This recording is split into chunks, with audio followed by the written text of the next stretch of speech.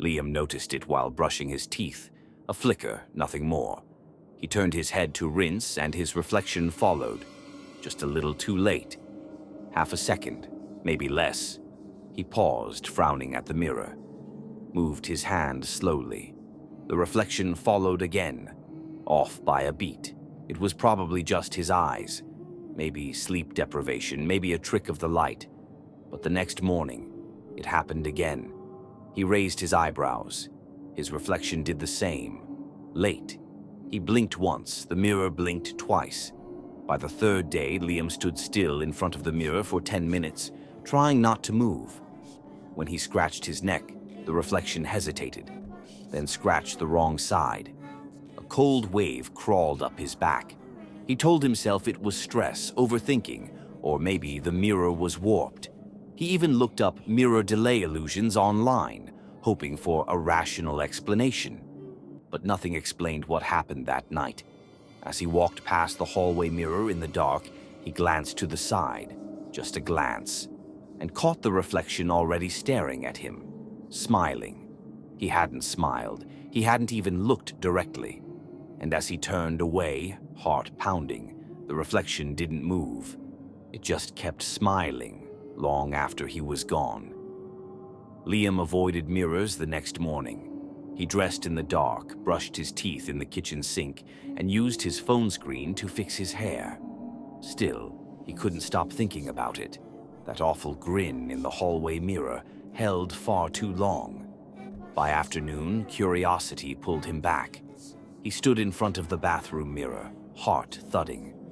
For a while, everything seemed normal. His movements were mirrored in sync, just like they should be. Then he spoke aloud. "Hello?" His reflection didn't say a word, but it opened its mouth. It was speaking, not matching him, not mimicking, talking. Liam stood frozen, lips sealed. The reflection kept moving, lips forming silent shapes, slow, deliberate, as if reciting something. He grabbed his phone and recorded the moment, replaying the clip instantly. The image was identical to what he saw, his reflection, talking silently while he stood still. No glitch, no visual lag, just wrong. He cranked the volume. Nothing at first, then buried under static, something. A voice, low, breathless. "Let me through." Liam dropped the phone. The mirror didn't reflect him anymore. It just stared, mouth closed, eyes waiting. Liam couldn't take it anymore. He grabbed an old bedsheet and threw it over the bathroom mirror. He duct-taped a towel across the hallway one. The bedroom mirror. Gone. Smashed. He stopped looking into anything that could reflect. No TV, no phone screens, no dark windows at night. He brushed his teeth in the sink, eyes shut. Shaved by feel. But the reflections didn't stop. They simply moved. It started with his laptop.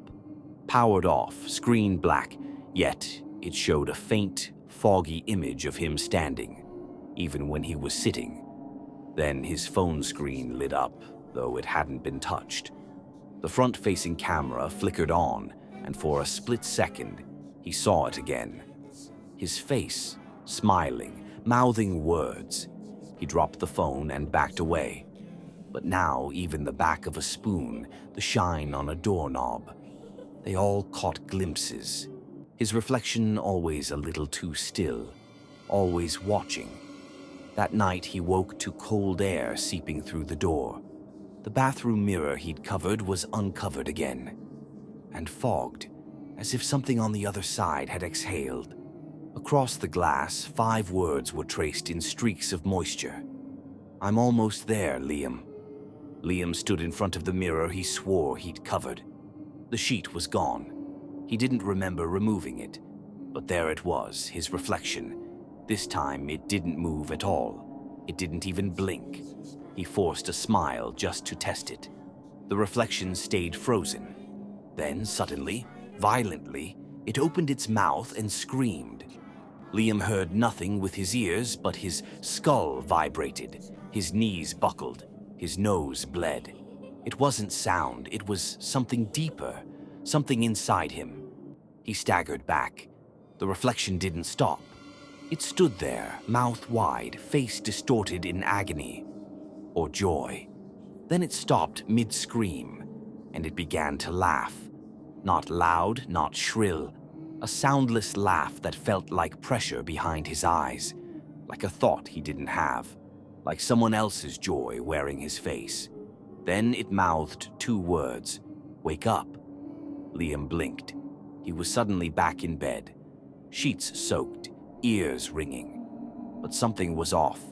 The mirror across the room was uncovered again, and in its reflection, he was still standing in the bathroom, staring back at himself, still smiling. Liam taped every mirror, covered every screen.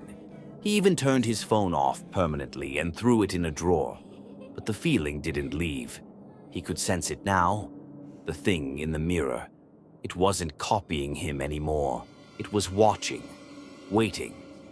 That night, as he sat in the dark, something shifted. He noticed the hallway light flicker under the door. The room grew cold, and behind him he heard a sound that should be impossible. Glass cracking. He turned slowly. The bathroom mirror, he had smashed it, was whole again, but the image in it was wrong. It showed his room, yes, but it was empty. No Liam, no movement, just silence. Then something stepped into frame. Not him, not exactly. It looked like him. Same eyes, same clothes, but it moved differently, like it didn't belong in skin. It stared out from the mirror and smiled. Liam couldn't move. His body froze as if paralyzed. The reflection raised a hand and placed it on the glass. On his side, the mirror began to ripple, and then he heard it again, his own voice whispering from everywhere at once. "Now you're the reflection." Liam tried to scream, but only the mirror moved, and in it he was pounding on the other side, trapped, smiling,